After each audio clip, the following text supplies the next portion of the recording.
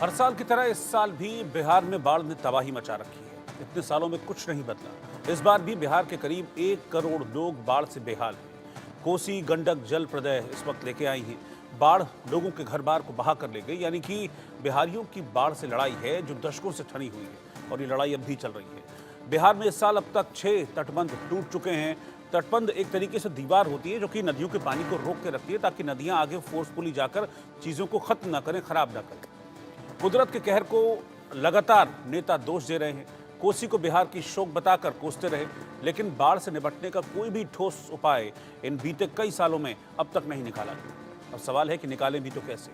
हर साल अरबों के तटबंध को फिर से बनाने की आड़ में मलाई खाने का मौका जो हाथ से निकल जाएगा।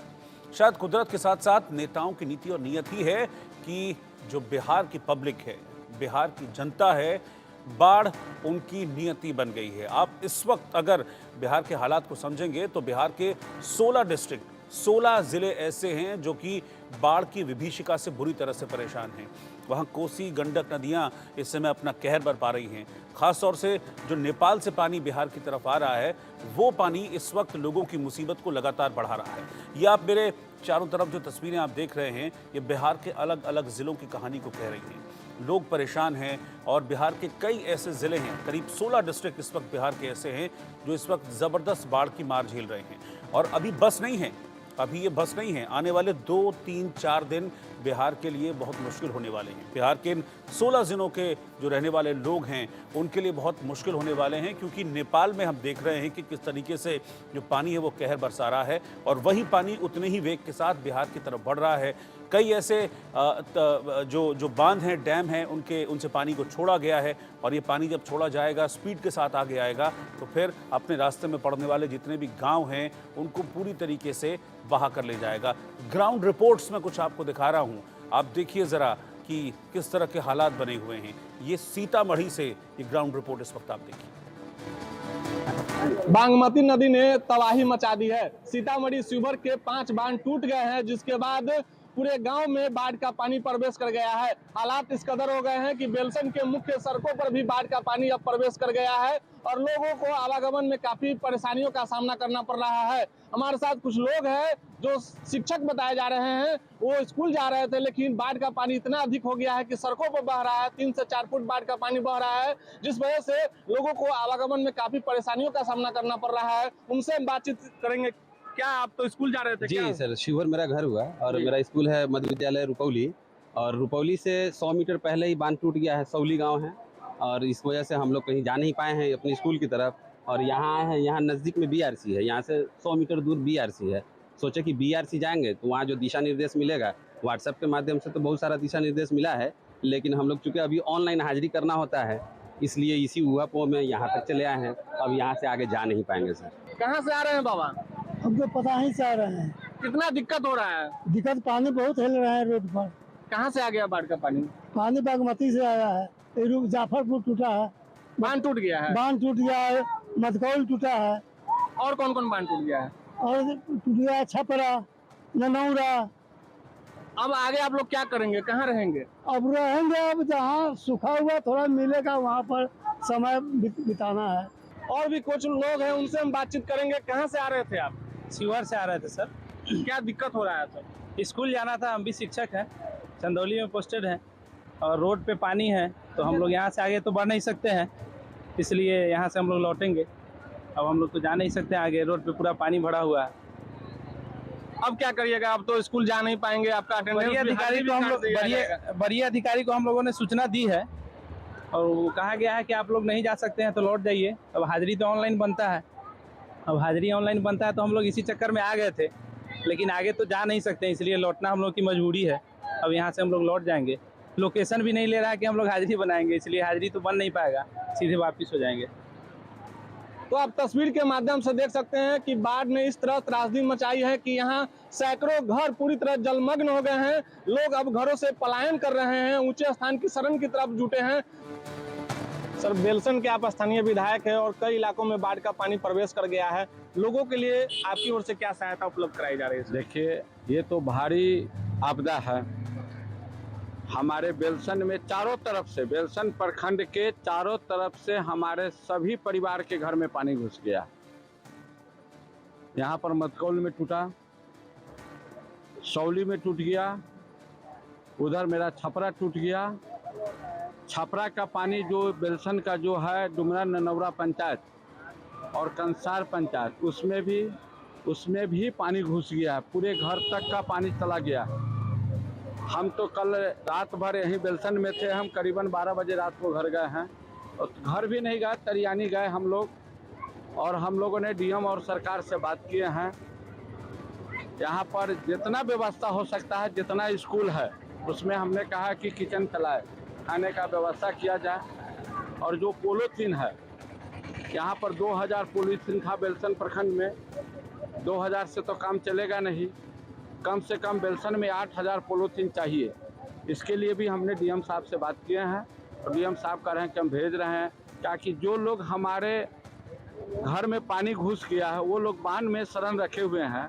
ये भगवान का कृपा है कि आज बारिश नहीं हो रहा। एक तो ऐसे भी दह गया है पूरा घर, अनाज दह गया, कपड़ा दह गया, पूरा रहने बाल बच्चा सब बांध पर टिका हुआ है, ऊंचे जगह पर टिका हुआ है। रात बारिश नहीं होता, मन नहीं हुआ है, कहीं हो भी जाता तो कितना आदमी बीमार पड़ जाते।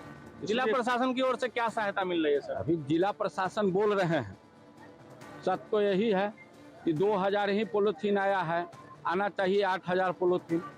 हम डीएम साहब से आज भी बात किए हैं, डीएम साहब ने कहा कि हम निर्देश दे रहे हैं कि जितना स्कूल है, ऊंचा जगह स्कूल है, उसमें कम्युनिटी किचन चालू किया जाए। हमारे साथ स्थानीय विधायक संजय गुप्ता जी थे, उन्होंने कहा है कि डीएम के द्वारा आश्वासन लोगों को दिया गया है, लेकिन अब तक सुविधा जो मिलनी चाहिए वो मिल नहीं पाई है। लोग पलायन करने को मजबूर है और हालत काफी बद से बदतर होती जा रही है। Ranjit Kumar, India news, Sitamarhi. आपने बाढ़ पर ग्राउंड रिपोर्ट तो देख ली, लेकिन इस पर सियासत अब कैसे हो रही है वो भी देखिए। कैसे बाढ़ नीतीश सरकार वर्सेस आरजेडी हो गई और जनता तो बेहाल है ही। लगभग अर्धशतक के बाद इस तरह की स्थिति बनी है। 6,61,000 क्यूसेक वाटर छोड़ा गया, जो पहली बार बिहार में अनुभव है। लेकिन सरकार सजग है, सरकार की सजगता से वो नुकसान नहीं कर पाएगा जो अकस्मात बाढ़ आने से होता है। शासन प्रशासन पूरी नज़र रखे हुए है और भारत सरकार भी बाढ़ आपदा से निपटने के लिए 11,000 करोड़ से ज़्यादा जो दिया गया है। कल डीपीआर भी नेपाल के डैम के लिए बनाने का पूरी प्लानिंग चल रही है। इस बार प्रकृति की विपदा पर हम सब की एकजुटता, बिहार सरकार और केंद्र सरकार मिल करके हम इसका निदान भी करेंगे और अपने बिहारियों को सुरक्षित और संरक्षित भी रखेंगे। कोई समस्या प्रॉब्लम नहीं होगा। सारे प्रशासन, कई जिलाधिकारियों से हमारी बात भी हुई है। मुजफ्फरपुर के जिलाधिकारी भी अभी बताए हैं कि हमारा तटबंध सुरक्षित है, नज़र है। सीतामढ़ी से जो पानी आ रही है, हम पूरी तैयारी कर रहे हैं। बेहद चिंताजनक अलग अलग हिस्सों में भौगोलिक रूप से अगर आप देखें तो नेपाल से पानी छूटना ये पहली बार नहीं हुआ, लेकिन हमारी तैयारियां हर वर्ष रिएक्टिव होती, प्रोएक्टिव कभी नहीं होती। मेरा पूरा इलाका अगर आप देखेंगे, सहरसा, सुपौल से लेकर के मधेपुरा के कुछ हिस्से खतरा झेल रहे। मैं समझता हूँ विस्थापन की भी जो एक प्रक्रिया में जो एक त्वरित चीजें होनी चाहिए थी, उसका अभाव है। बाकी रसद ये वो, तो ऐसा नहीं है कि बाढ़ अचानक दस्तक दे रही है। हमें तैयारियों को भी देखना होगा ना कि उस हिसाब से। और इसलिए नेता प्रतिपक्ष ने अपने दल के कार्यकर्ताओं को भी कहा, जहां जिसकी जितनी क्षमता हो उस हिसाब से वो लोगों की मदद करें। इधर निर्दलीय सांसद पप्पू यादव बाढ़ के बीच लोगों का हाल जानने पहुंचे और नाव पर ही वो खाना खाते हुए नजर आए। ये तस्वीरें आप देख रहे हैं। पप्पू यादव जो कि पूर्णिया से सांसद बने हैं, निर्दलीय सांसद हैं, और जब बाढ़ की चपेट में होता है बिहार, इस तरीके से पप्पू यादव लोगों के बीच पहुंचते हैं। और आप ये तस्वीर देख रहे हैं, लोगों के बीच पहुंचे, बाढ़ में कैसे लोग परेशान हो रहे हैं, उनका हालचाल जाना, और नाव में ही वो खाना खाते हुए भी नजर आए।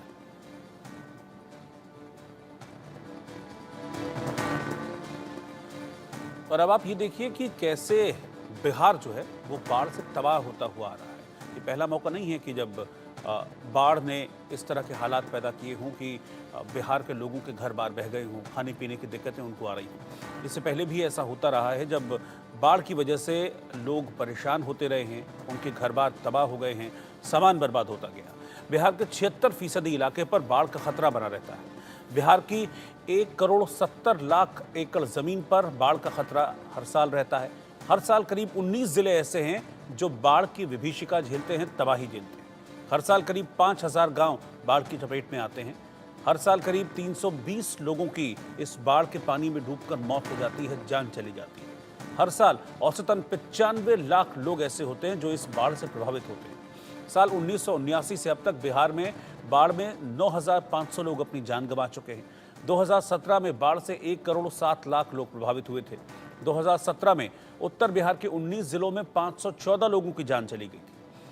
2013 में बिहार में बाढ़ से 20 जिलों के 59 लाख लोग प्रभावित हुए थे। तो आप ये समझिए कि ऐसा नहीं कि सिर्फ इस बार है, सालों से, न जाने कितने सालों से जो बाढ़ है वो बिहार की नियति बनी हुई है।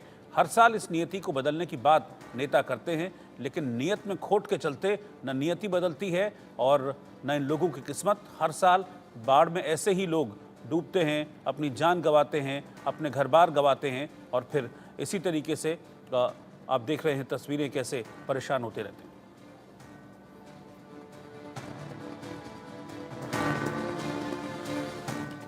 नेपाल में हुई भारी बारिश के बाद बिहार के कई जिलों में इस वक्त बाढ़ जैसे हालात बने हुए हैं।